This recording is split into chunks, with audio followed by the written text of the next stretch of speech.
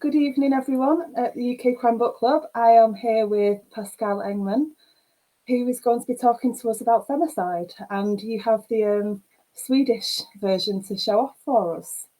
Yes, sure. Thank you for having me. Thank you for agreeing. This is the Swedish version. The title is Råttkungen, which is translated to the Rat King or something like that. Far not as good as the title as femicide, I think, and I think translating the title to the Rat King wouldn't have been good. It wouldn't have the impact that femicide has. No, definitely not. Definitely not. So let's start with why. So you've moved from, well, you're a journalist as well. Yeah, Are you I was still a journalist. You're No, not a journalist now. Okay. So when I published my first novel, before it was published in Sweden, it was sold to, I think it was 8 countries. Wow. So then I quit my job as a journalist, but I still miss it sometimes. Yeah, it must be quite different because the deadlines as a journalist, I mean, you've got far more time to work on one project when the project is a book. Not that makes it any easier to do. Easier, at least. No, I just love being a novelist when you have one deadline a year. But now, I have one deadline a year and all this freedom where you can travel wherever you want to go to write. You can write about whatever you want to write. I think it's a big privilege, and I made myself a promise that always be very grateful for it and remind myself of the privilege it is to be a writer, and being a writer that gets interviews in England as well. I'm quite stunned, actually, and surprised, as my girlfriend is. So you spend, we were talking about you spending part of the year in Chile every year to write. So do you manage to write the full first draft while you're in Chile? Is it about 3 months a year that you spend in Chile? Exactly. I escaped the Swedish winter, so I traveled Chile about in December until March, so it's practically 4 months sometimes. But yeah, I always finish because I have this very, very thorough process of writing a synopsis, which I do from, June until November, where I write about, 5 or 6 sentences about every chapter, so that I have the start and the finish of the novel. So I never have to stop or wonder what I have to write when I'm in Chile. So I can just keep going and enjoying the sun. And you're not a fan of the cold winter? Who is? Yeah, really? Oh, but you haven't been in the Swedish winter. Or maybe you have. No, I haven't. But I don't know, Manchester gets quite cold. Yeah, it does. But I think it's not the cold that affects me. It's the darkness, actually. We have sometimes 4 hours of sunlight or sunlight. We have a gray sky for 4 hours, and then it's dark. So I think that's one of the benefits of my job, being able to travel and escaping the winter. But I can invite you here. You can use my apartment while I'm away if you want to enjoy Swedish winter. All 6 of us, me and my husband and the kids, rampaging round your apartment. Sure. I would take you up on that. I do like the cold, and you'd have a house sitter. You'd have somebody to sit. You'd have somebody looking after your house. Exactly, would be perfect. So we've got lots of hellos from people. So hello to everybody who's watching already. Hello. Somebody has asked what it's like working with Riot PR. Now I'm just going to have a look, because that could well be somebody from Riot PR asking me that. It probably is. I don't know. I've had a great experience with Riot PR. Unfortunately, I haven't met anyone from them yet. I was supposed to be in England now. You were? But due to the the passing away of your queen, it was cancelled or postponed. So I'll be coming in October, I think. But I'm really proud working with Legend Press as my publishing house, Hmm. and Riot PR. I think they're doing a really good job. They got me this interview, so They are. I do speak to Emily quite a lot via email. She's lovely. Somebody's asked. I was trying to look who else had asked. I can't see who asked the PR question. It's not showing me all of the answers for some reason. How do you manage to handle tricky subjects in a sensitive way in fiction? So we should give people a bit of background on femicide just to yeah. explain this question. It Do you want is me to do it? it's a Oh, very oh, dark book, oh. very enjoyable read, shocking and very, very detailed. I mean, your career in journalism shows through in the details that you pick up that just kind of add so much extra to each scene, which with the really dark scenes can be quite a terrifying thing, the level of detail. But Yeah. how do you feel about it? Well, I think that I personally I like the term infotainment, mixing fiction with fact, Yeah. because that's the kind of novels I like to read when I'm being entertained, but I still want to learn something about the world, about society, about another culture, about another country. So it comes pretty naturally to me writing infotainment or basing basing my novels on real life events. Um, and yeah, it has to be something that gets me going, that is a problem for society. Or in Sweden, for example, in femicide, I do you want to do the elevator pitch Absolutely perfect. so that the audience know what we're talking about? But yeah, femicide is the second novel about the Stockholm-based crime investigator Vanessa Frank. And in this book, three women are found murdered here in Stockholm. And at first, it seems like a pretty uncomplicated investigation. It looks like these women have been victims to domestic violence, because here in Sweden, sadly, about 15 women are killed every year by your Mm. partner or an ex-partner. But then circumstances starts pointing towards something that is called the incel movement, and this incel movement actually exists. The incel movement are very large group of men meeting up online, united by misogyny and hatred, based on the Mm. fact that they can't find someone to have sex with or share their lives with. And well, the tone and the hatred in these communities gets very strong. At best, women are objects. At worst, they are targets. The terrorists from or perpetrators or from the incident had killed about 50 people in the last couple of years. Mm. And some incels even think that there should be rape camps, as they think that women owes men sex. Others talked about joining ISIS with hopes of capturing sex slaves.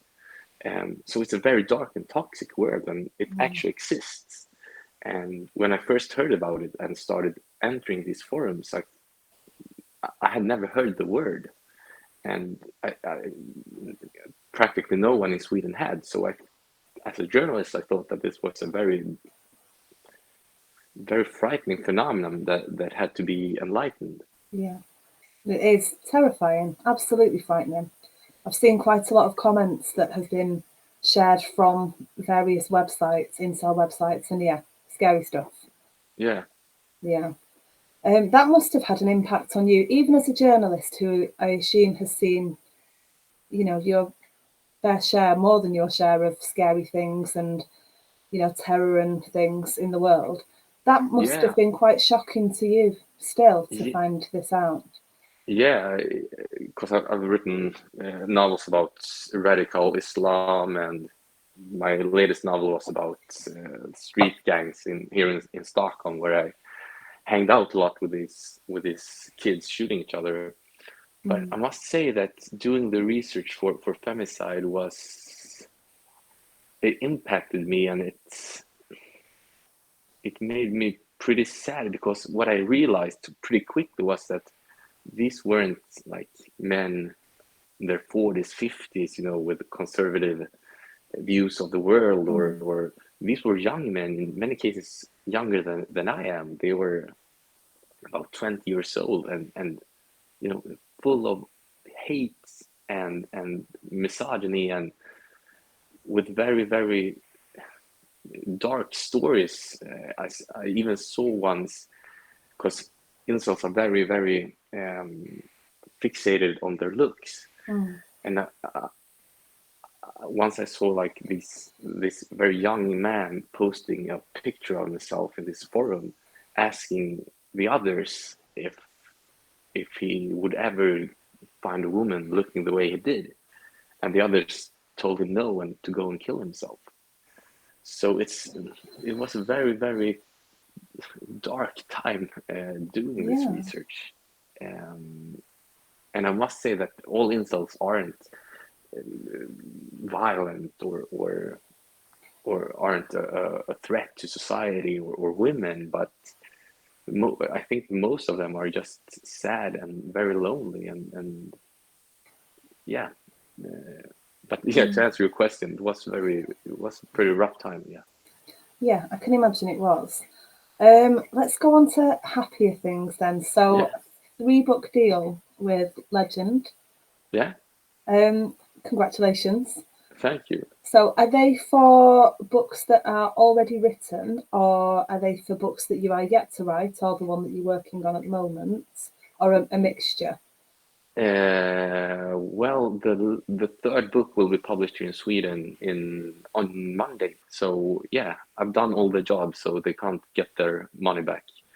Uh, but actually, I don't know if I mentioned it, but Femicide is the second novel in the series. Yeah. The first one was called Land of Fire, but I think it was considered too complicated for you Brits. How As it cheeky. takes place. No, I'm just joking. I It know. takes place in South America, so yeah, I don't know why they didn't choose that one, but so the series in Britain and I think in the United States and Australia also is starting with Femicide. And as you say, it's the second book in the Detective Vanessa Frank series. Exactly, but they are you can read them independently because yeah, they aren't that complicated the backstories. So the fact that it's a series makes me think you're writing a few more for Vanessa series. Yeah, actually, my Swedish publishing house asked me to write three more after the one. No, after the yeah. So I have I think signed the contract to write three more of them after the ones published in Britain as well. And one of them, there was an option for one of them to be adapted for, was it TV or film? Yeah, actually, the whole series now is being well. With these things, you never know how it's going to turn out. But I know that one of the biggest streaming sites of the world are developing it to a series. Yeah. I can't That say must be. which No, that's one, but fine. I'm sure we can guess that there are a handful of them. I'm sure we can kind of guess between us yeah, which yeah, but ones it's a it could production be. company doing it for Yeah. this big streaming site. To be honest, so I I I hope that it will be made. But for example, my first novel, The Patriot, which isn't in this series, it was sold to Hollywood instantly. But that was 5 years ago, and I never heard back from Hollywood. So I don't have my We have, hopes but with up the very high. pandemic in the way, things have slowed right down. They must have Yeah, done. yeah. But do you get a So phone call to say, or a letter, an email? How do you find out that all of them have been optioned? well, my agent just called me and told me that yeah, there were two big streaming sites interested, and so I got to choose, and I picked one. um, so That yeah, must be so exciting. yeah, it really is, and yeah, I think it's a boyhood dream for me to get my because basically it's just your thoughts until it's a until it's the book, and then it's someone's continuing thoughts to make it a film or a series in this case. So it's I don't know. It's always strikes me that it's a very different kind of job, putting your thoughts into paper, and I know, then publishing a novel that gets picked up by a lot of countries. But I'm very grateful and thankful as long as it keeps going this way. Somebody has asked, is there anything that you wouldn't write about? Now, you touch on, even if you don't go into detail about every subject that's mentioned in the book, every theme, you touch on an awful lot of things. I don't feel like there's anything that you wouldn't consider, but is there?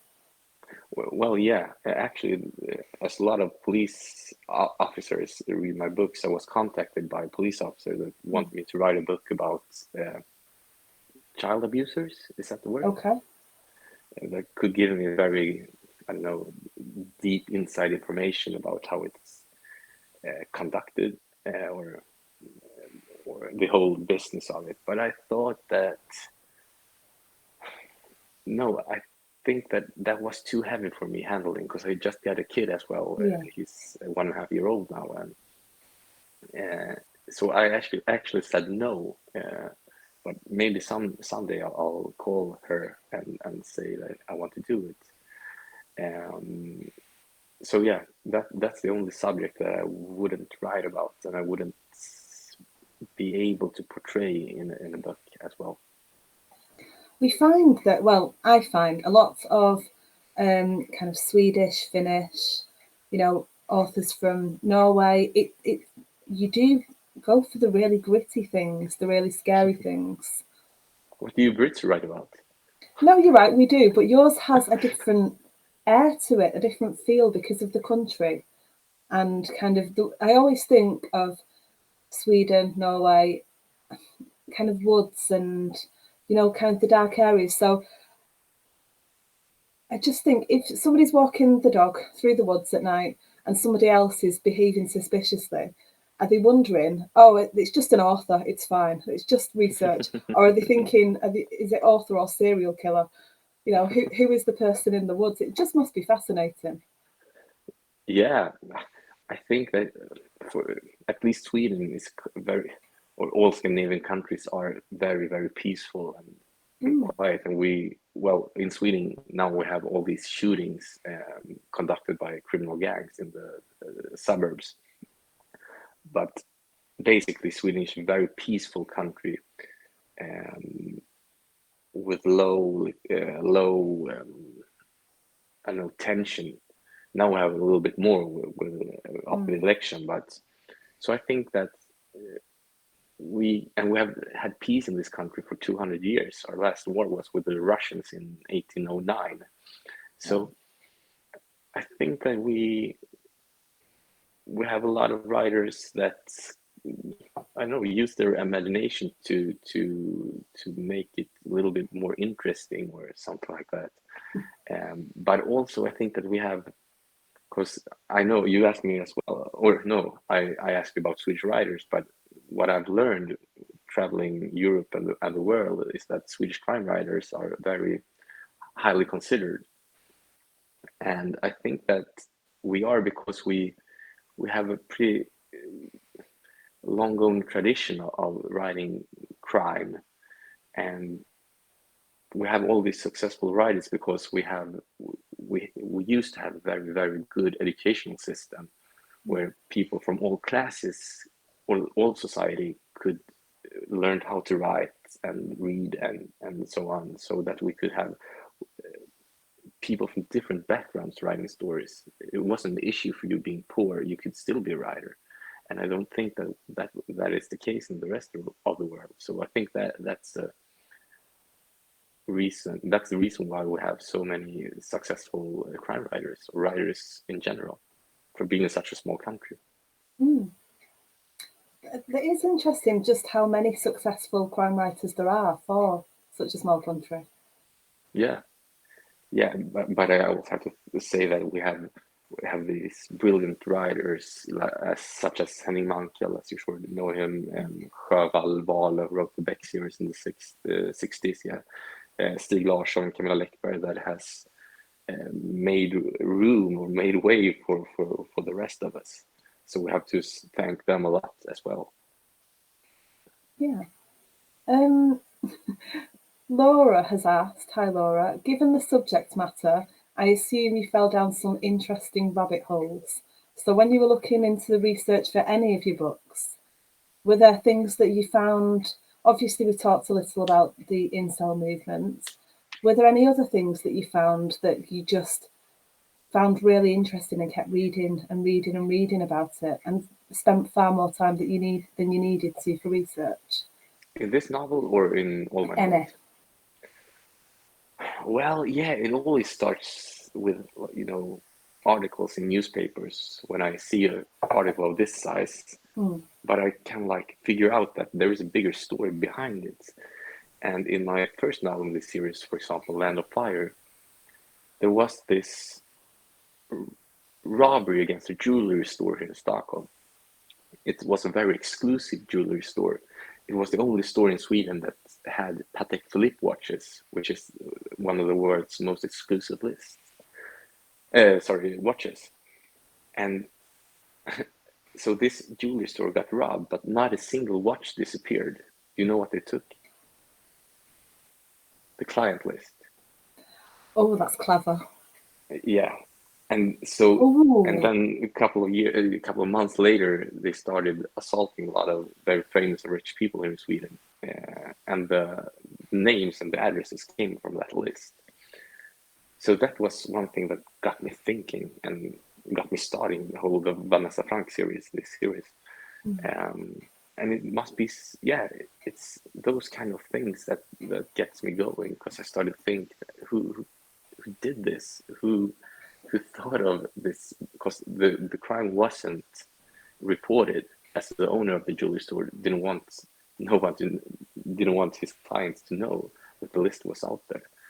Um, so that was, yeah, I kind of enjoy, maybe is the wrong word, but I get interested in those kind of crimes. yeah, very interesting. My mind's gone in all kinds of directions just with that one snippet that you've just told us from a newspaper. Yeah, I can Exactly. imagine how much fun you can have with that.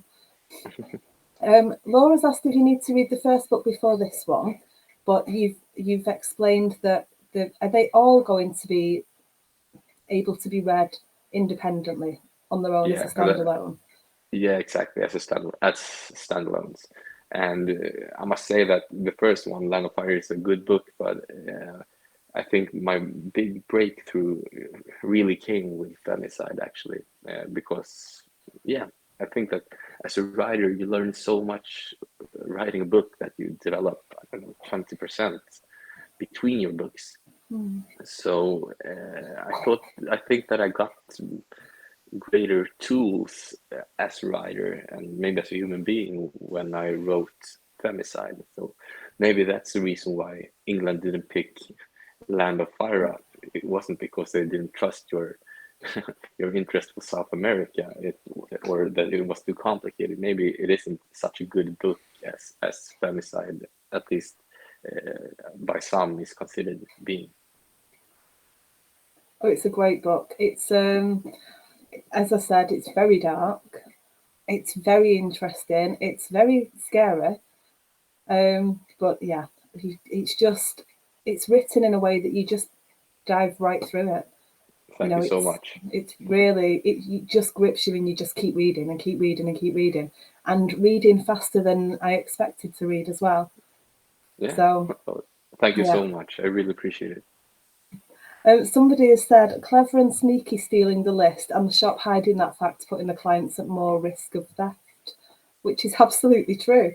I can Yeah. understand them panicking, but I think you'd want people to know that they were at risk. Yeah, yeah.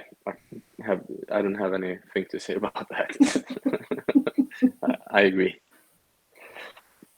So, how much do you think that your career in journalism helped you to? Because, as I say, the detail that you go into, it kind of that must come from experience. Yes, I think it helps me. It helps me with a lot of different things. First of all, I think discipline. Being able to sit concentrated in writing for 5 hours a day isn't easy. And I think my background obviously helped me there. And yeah, the research phase, because I enjoy it and I know with who to talk if I have any questions, and I am also used to approach people with sometimes bizarre questions, but still questions. Um, so that's the two thing, and then one thing that has struck me in later years, because um, people or readers often say that I portray the dialogues very well. And I think that being a journalist, you get used to talking to so many different people from different ethnical backgrounds with different education, so that you really learn how to people speak and how they express themselves. And it's not just hearing them talk once, because you almost every time recorded them, so you have to listen to them 2 or 3 times in order to get it right. So get the quotes right. So I think that it really helped me creating dialogue and writing dialogue. But yeah, fundamentally, the research phase is, I think comes pretty natural for me, and also maybe knowing what people want to read about, because I was journalist 5 or 6 years ago when I yeah, it was, yeah, 5 years ago, and it wasn't as digital, and you couldn't, yeah, it wasn't this, not the beginning of the digitalization, but you could still see everything, how readers read the articles, which part of them they when they stopped reading, and you saw what kind of articles clicked. Actually, I don't know if that's an expression in England, but in Sweden it's to click. And so I got a sense of what people care about and what characters people care about. So that also helped me a lot, I think. And you were saying about approaching people. Was there anybody ever a bit suspicious or a bit taken aback when you asked them certain questions? No, what I found out is that when you at a dinner, when you say you're a journalist, even a tabloid journalist that I was, you get all these questions, and people are asking, how could you publish this, and what did you do that for, and you get a lot of pretty Strong views. yeah, exactly.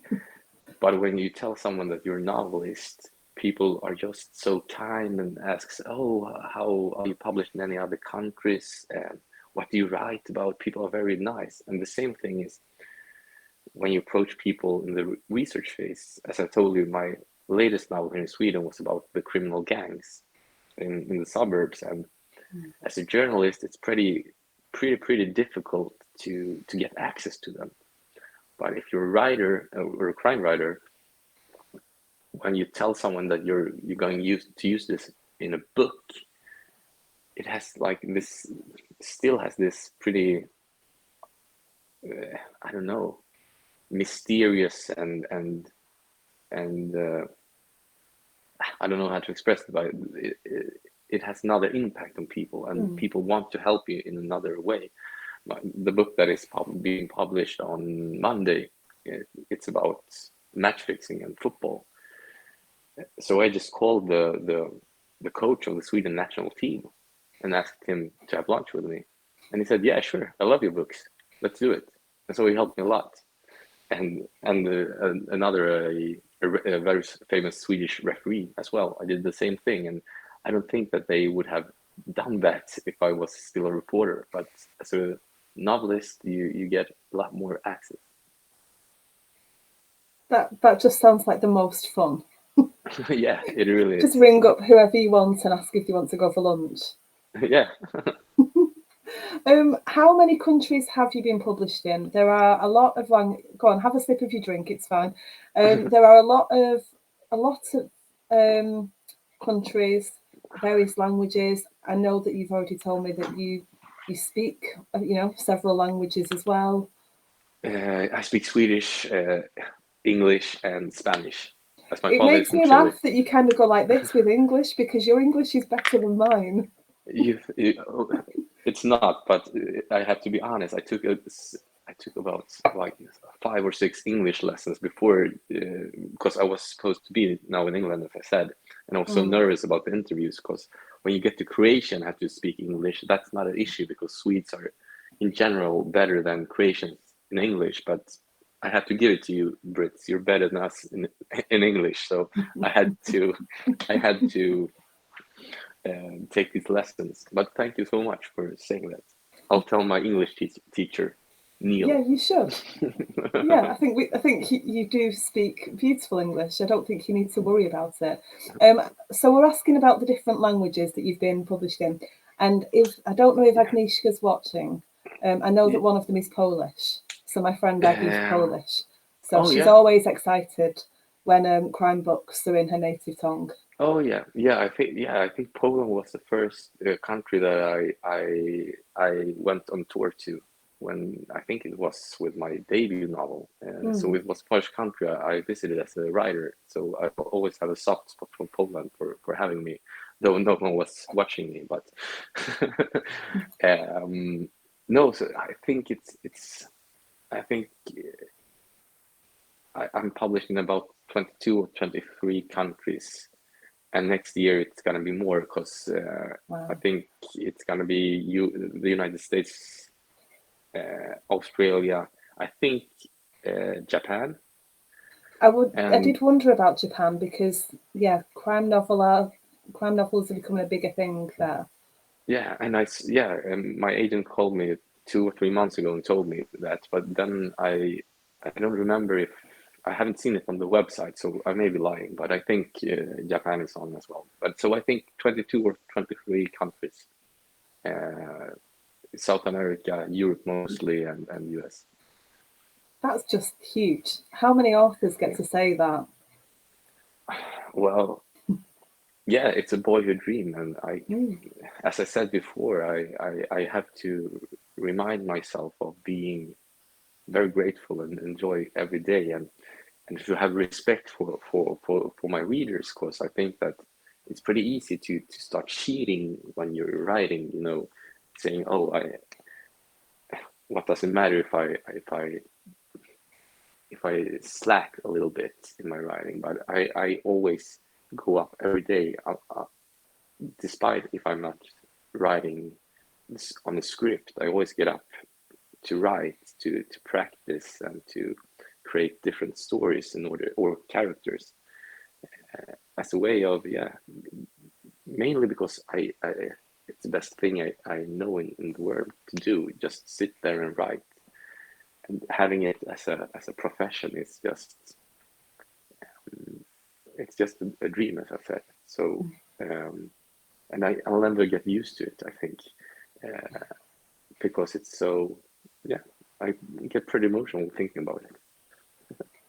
That's a good thing. The emotion that goes with it, a very good thing. Leslie has said your English is excellent and the accent is lovely. So there you go. So Leslie's Thank you so enjoying much. listening to your lovely accent. Thank you. Laura's saying, agree, your English is great. It's probably the thought of speaking to people with all the regional accents and slang words that gets Yeah, because worrying. when you said the rabbit hole, I didn't realize. I know what a rabbit hole is, but I understood that it was some kind of expression for something that I didn't realize what it was. But thank you as well. Kind of Alice in Wonderland, Alice going down the rabbit Yeah, hole, I yeah, believe is where it comes from. But yeah, yeah, but I've never understood the the meaning of it in Swedish either. So fair enough. Are there any were there any things that when your translator was working on femicide, for example, were there any phrases that you used that didn't translate well? Was there anything that yeah, you had to change? no, I don't remember, but Neil, my English teacher, read the book, and Mm. we were talking about snus. This is Swedish tobacco, Okay. It's that you put on your lip, and it's a traditional Swedish thing. And we, I don't remember how we translated this, like the bin, no, the can, Tin? the tin. That's the Tin. word. Yeah, yeah, and I know, is this a tin? Would you consider it a tin? Yeah. Okay, Yeah. good. Then Neil is wrong. I'll tell him that. Yeah, a tin of tobacco, or yeah, I'd say Yeah, tin. good. No, Anybody in the but comments, feel free to correct me if I'm wrong, but I would say I a can tin. hold it up again.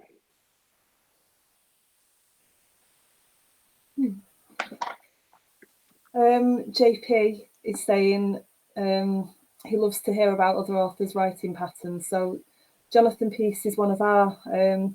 He's from Yorkshire in England, and writes fantastic crime fiction. And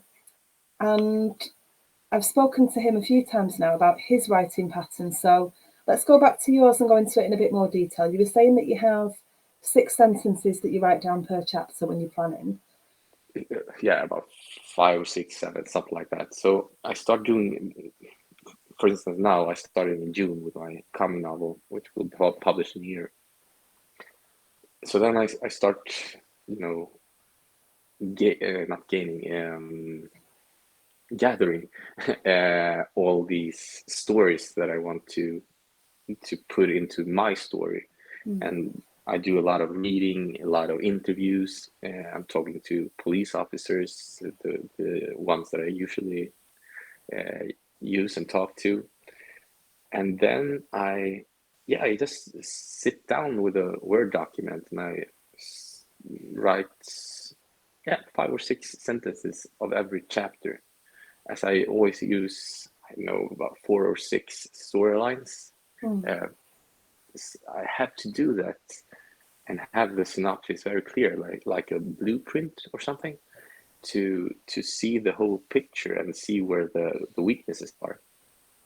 Um, so it takes me, yeah, 3 or 4 months to write the synopsis, but then I'm practically done with my story, because then I just have to go to chill and write it. And I think that's the easy part. I think the difficult part is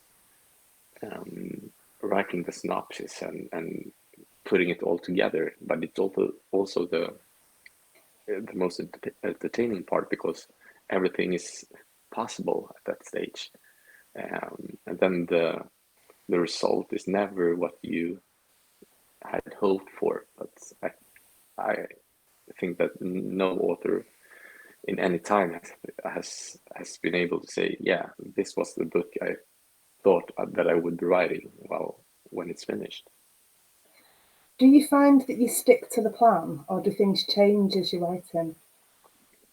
I always kind of stick to the plan, because, as I said, I have so many different storylines that if I change a detail in one, I have to change it in so many different parts as well.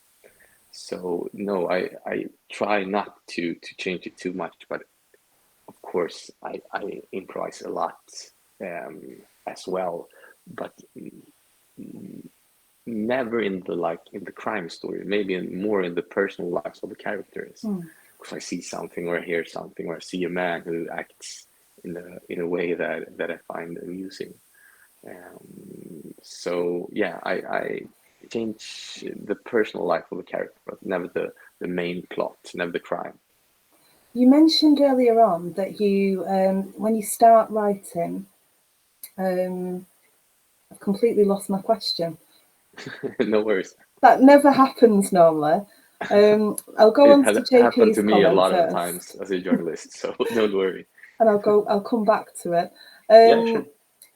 I do know what I was going to ask. It's because JP's asked something similar. So he's asked.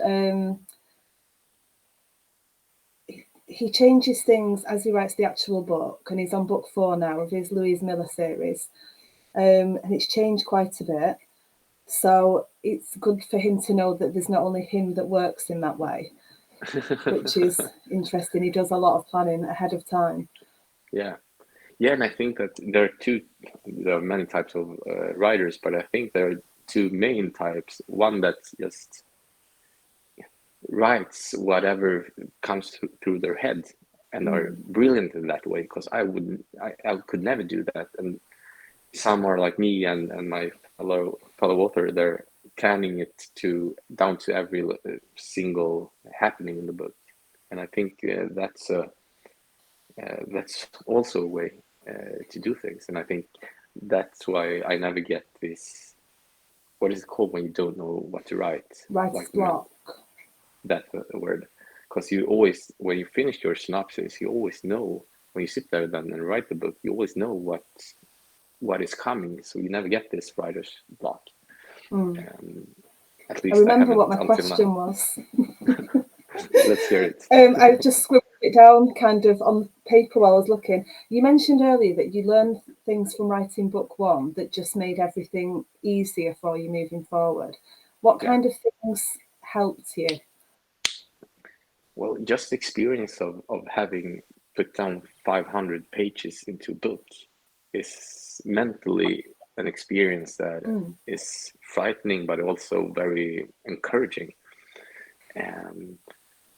But the main thing I think that you learn from one book to another, at least in the early stages as a writer, is that what not to do, what ideas doesn't work. Okay. And you also get this sense of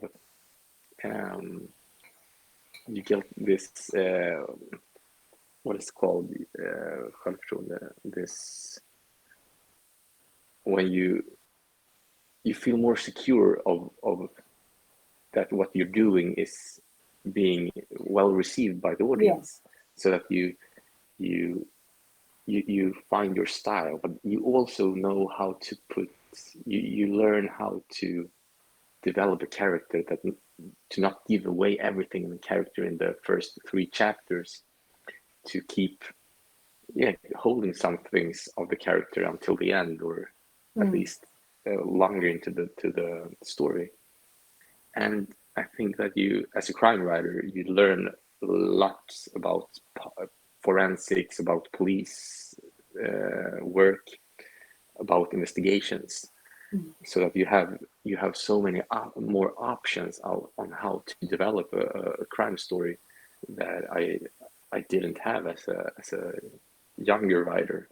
Or it was 5 years ago, so I was 29, but no, 30 when I wrote my first. So you get more experience as a human being and as a writer, and that's why you become better.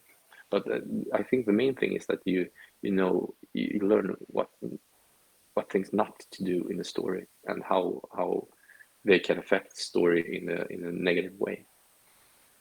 So how far into the planning do you know that the idea is the right idea? This is the one that you're going to write next? Well, good question. Does that just come with the writing of the planning? So you're thinking about different scenes and thinking about what will work and what wouldn't work, or is there a point before that where you just know that you've hit on something?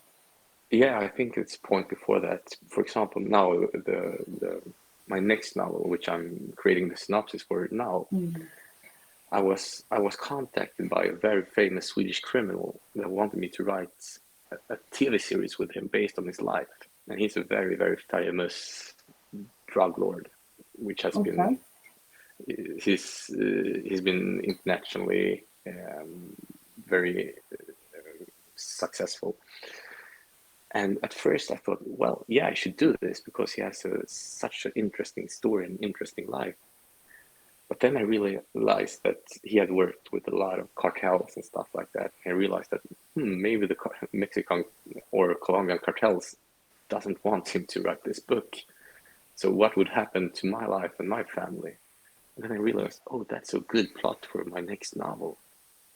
A writer that is supposed to write a book about this very famous national drug lord, but gets killed while returning to Sweden, because he doesn't live in Sweden, this man.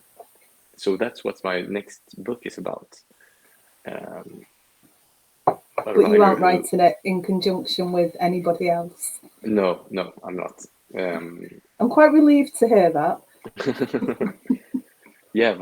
But I thought that was a good story, and I then I start taking when I realized that I'm gonna write about a writer, I started to think about what have I done for my last book, and I thought about this book about the which is called Cocaine, the one about the Swedish criminal gangs.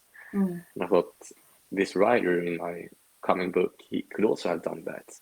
And then we have more suspects of who wants to kill him. So that's how I start develop in my mind how to what a story. I don't know if it's a good story, but it's a story at least. That's how it starts with just one idea, and then I start taking parts from different um, cracks in society into it. For example, now here in Sweden, as I told you, we have all these shootings, but the new thing is that a lot of criminals are using 3D printed guns. Uh, they haven't been used for shooting yet, I think, but the police have found them on a lot of criminals, and that is a game changer in the criminal world. These 3D printers, and the 3D printed guns. So I think that will be an issue in my next book as well. And so that's how it worked. I have this main story about the writer who gets killed, and then I have this, I don't know, news story about the 3D printers and how they will affect criminality around the globe, and terrorism and everything. Wow, you must just take ideas from everywhere all the time. Are you constantly writing ideas in a notebook or making notes on your phone for different things? Yeah, I am, and I think that one thing that you also develop while writing a couple of books is the way of freeing your mind. Now I sound like a hippie, but like freeing your creativity into a story on set hours a day. I always get Mm, up at 7 or 8, and I sit down and I start thinking about these stories. And at the beginning, it was pretty difficult to be to put yourself in that state of mind. But yeah. now it comes very much easier, and I have so many ideas for stories that I should. I wish that I could live 100 years more to be able to write that. Laura asked one of my favourite questions, which is, have you ever acted out a scene as you are writing it? So, obviously, not some of the darker scenes. I'm not assuming that you are going out and doing this kind of research, but I'll give you some examples of things that Yeah. people have said to us. We had the loveliest, sweetest crime writer called Anne Coates. She's lovely, and she held a knife up to her own throat to see what it felt like. We've had people have somebody tie them to a chair so they can see what it's like to escape. We've had people act out fight scenes on a pier at the beach, a pier. Whitby Pier at the end of a beach, dangling off a pier because that's what they were going to do to one of the criminals in the book. You know, hanging off the end of this long pier that is over the water, over the sea. So we've had lots and lots of really weird and wonderful things. Well, I must disappoint you. I haven't. I haven't done anything. Do you What? kind of act out the dialogue though? Do you say things out loud to yourself to hear that? No, No. no. I just have that in my head, and but yeah, I think I did something. What did I do? I can't remember now, and would take me too long to to remember it now. But yeah, I think I've done something like that, but I can't figure it out right now. But you're not unusual enough to tie yourself to a chair and No, it wasn't that probably, yeah. extreme. I don't think. I mean, surely we were kind of laughing about it because that takes some trust. We Yeah, had it really somebody, does. who was it?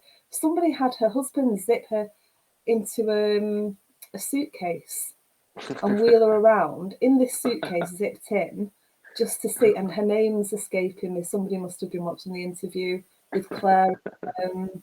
Hi, Mills. With Claire and Simon, and my mind's gone blank. And she's a huge author, and I can picture her, and I can't think what her name is. How embarrassing! But Maybe having someone a in the husband, audience knows. I hope somebody will tell us. Yeah. And we were saying, well, it's a good job he let you back out. That's some trust. I mean, he literally could have kept her in the suitcase. Yeah. But getting in the suitcase in the first place, that's Yeah, too far but for me.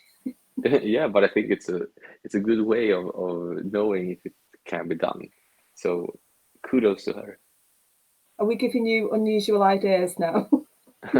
Yeah. JP has said Femicide is book one of a series just being translated to English. It's actually book two, JP, but it's the first one in English. Yeah, exactly. But he did say, I could be mistaken, forgive me. How did he structure this? Just an overriding plan to begin with, or do you get the idea for each book in turn? And he's pre-ordered Femicide. Thank you, JP. Thank you So so much. maybe. I didn't really understand the question. He's wondering, when you started to plan the series, did you have the Yeah. ideas for all of them, Oh, or are you no, no, working on no, each book individually? I think that's what he no. means. Yeah, no, no. I always work on each book individually. And I think that at the beginning, I thought that it would only be three books in this series. It would be a trilogy. But then people liked it so much that I kept writing. So no, I don't have any plan for the next. Yeah, I have the plot plan now, but not for the next book after that. Laura tells me it was Helen Fields. Thank you, Laura, for saving my blushes. I can see the image of the three of them sat chatting, but I just couldn't think of what Helen's name was. Dreadful.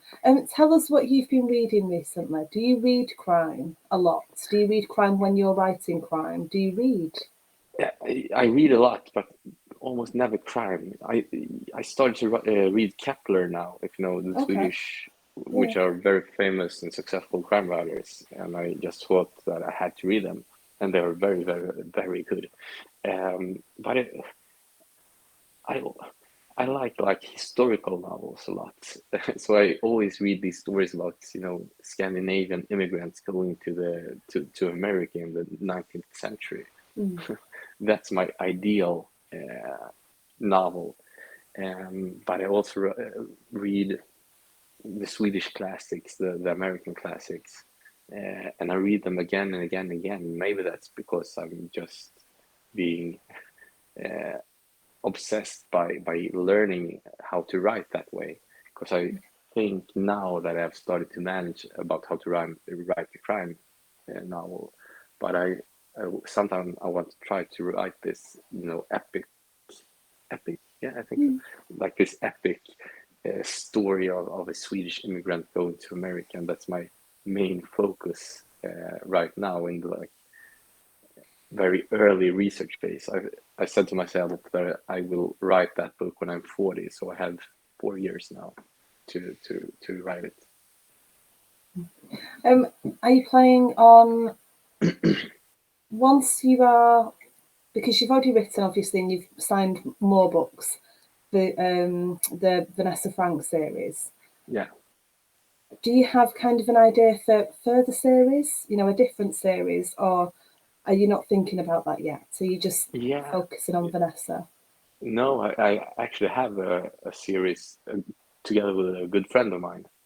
We started, so I actually publish two books a year from this year in Sweden. So that's a story about a series taking place in the 90s here in Sweden. So it's some kind of historical event, but I We write were it with my both friend. born in the 80s, and the fact that people are calling the 90s historical, does it not make you feel But ancient? We're still young.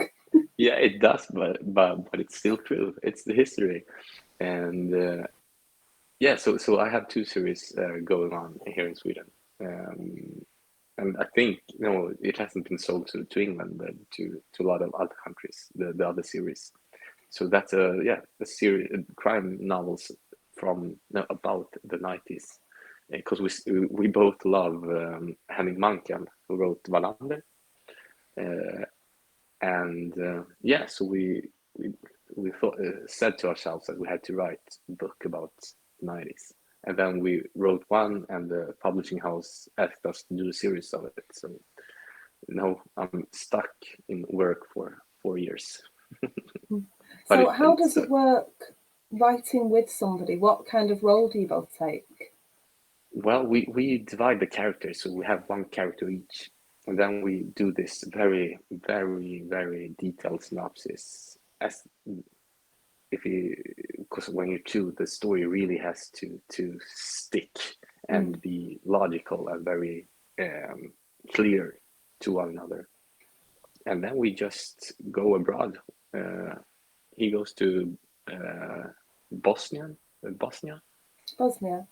Yeah, Bosnia, because his wife is Bosnian, so he goes there in the summer to write, and I stay in Sweden to write the series. Actually, no, I went to Spain to write it, and so we sit in different parts of the world and just talk to one each other, and it's a very it's actually it's the most enjoyable process I ever had, because writing a book with your best friend and having someone caring about the book and the story as much as you do was something new, because editors and publishers, they care about the book, but they can't care as much as the writer do. But being two writers, both of us cares equally, and that's a big relief. And we just phoned each other after every day of writing, saying how enjoyable this was.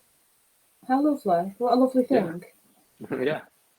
I was pretty surprised about how much I really did enjoy it, because you never know. We have known each other for 10 years. We worked at the tabloid Expressen together, so I know he's a very good writer and a very good journalist. But then you never know how it is to work that close together, having like a baby together as Yeah. a book.